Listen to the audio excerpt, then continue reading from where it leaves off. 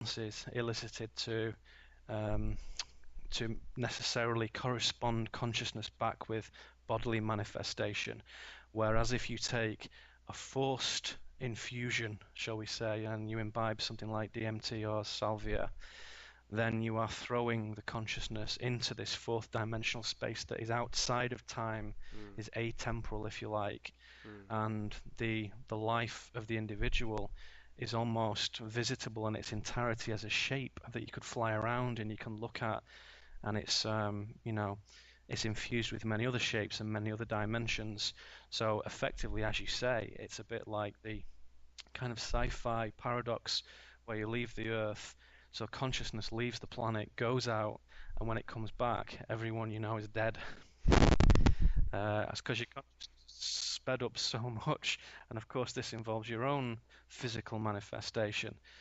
So deterioration of the organic form is fascinating. Your story, I'm not surprised by that at all. mm, And there's evidence in some of the more daring psychonauts like McKenna and maybe even Bill Hicks, who was quite a heavy user, I believe, mm, that it does impede harmony within the body.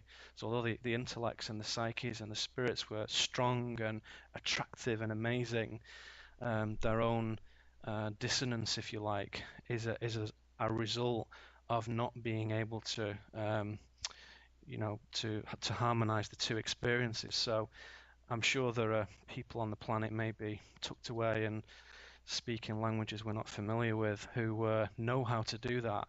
mm. So it's not something to be undertaken lightly, and I think that their relative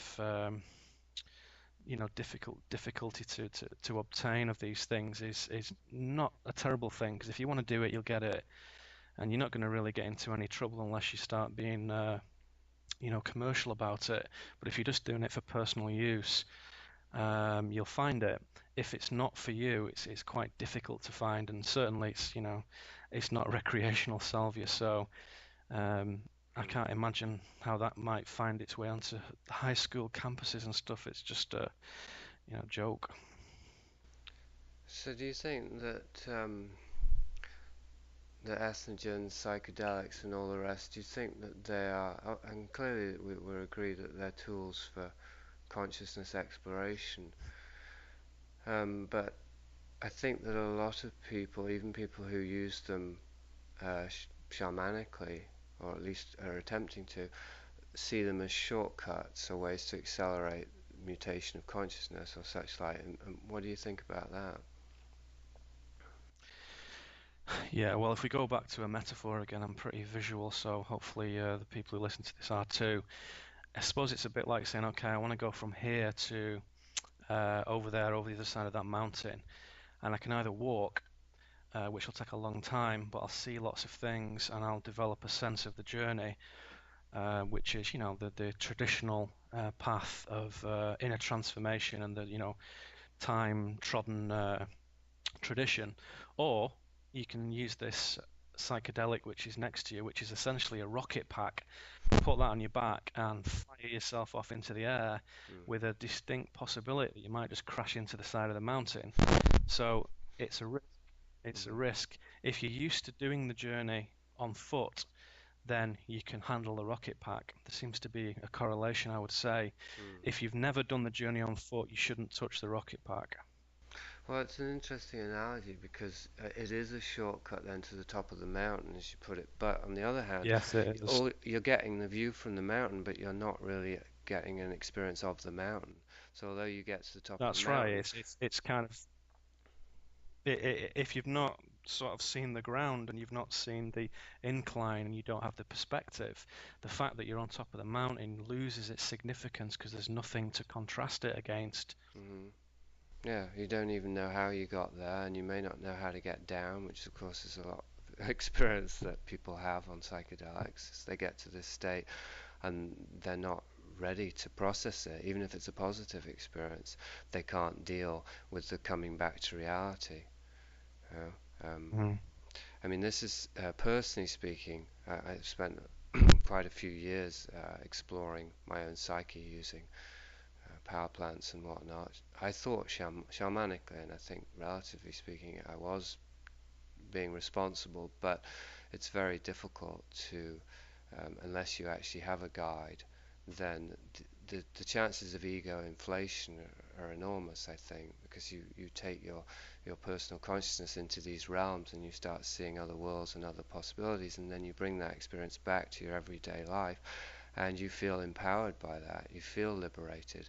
And I think, again, speaking personally, that was quite illusory because I didn't know how I got to the top of the mountain, and I hadn't learned about mountain climbing. I hadn't actually learned about how to shape my own awareness. I'd simply learned, discovered new levels of awareness, and then I wanted to get back to them, and I didn't know how, was the thing, except by doing more psychedelics, which my body let me know pretty quickly. I couldn't simply carry on using them to get to the top of that mountain. It was like, now I know where the mountain top is or what it's like up there.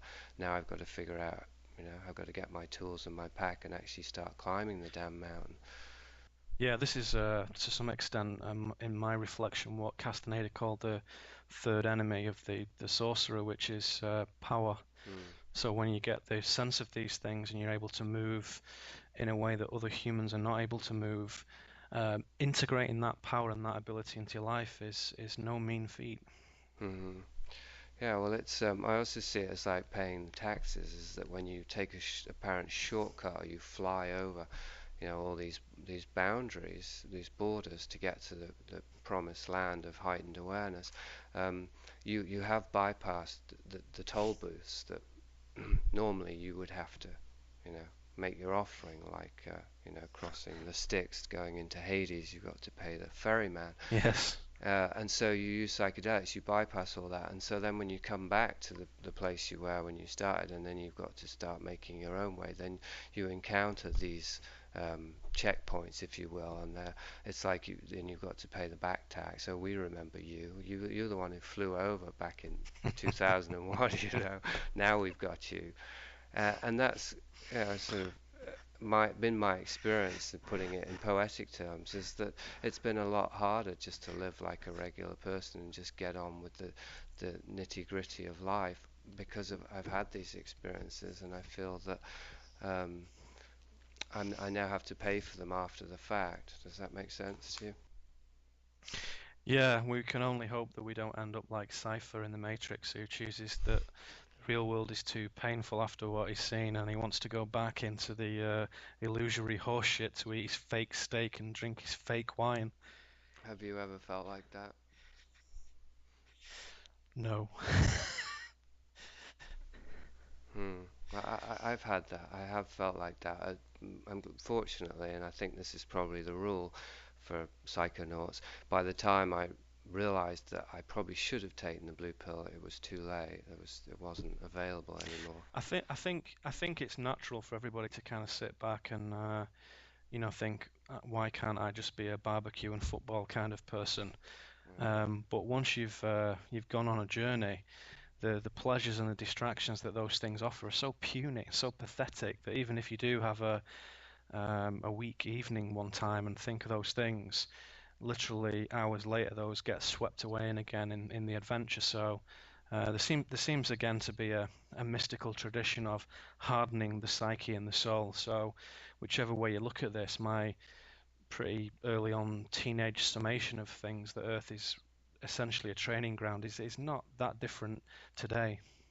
So, what do you mean when you say hardening the psyche and the soul? Like making it resistant?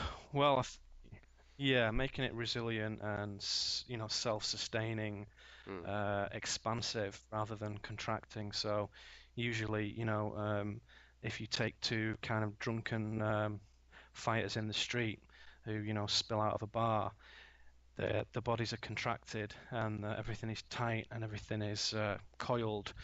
Whereas if you watch a martial artist, the first thing they do is release that and get rid of that and expand and relax. And I think the human fear tendency makes people contract, and the spiritual journey teaches expansion. And it's quite a tricky thing. It takes many years to get into that. mm. So the expansion process may take, who knows, 100 lives to start to gather together the necessary skills to do it naturally. But wouldn't that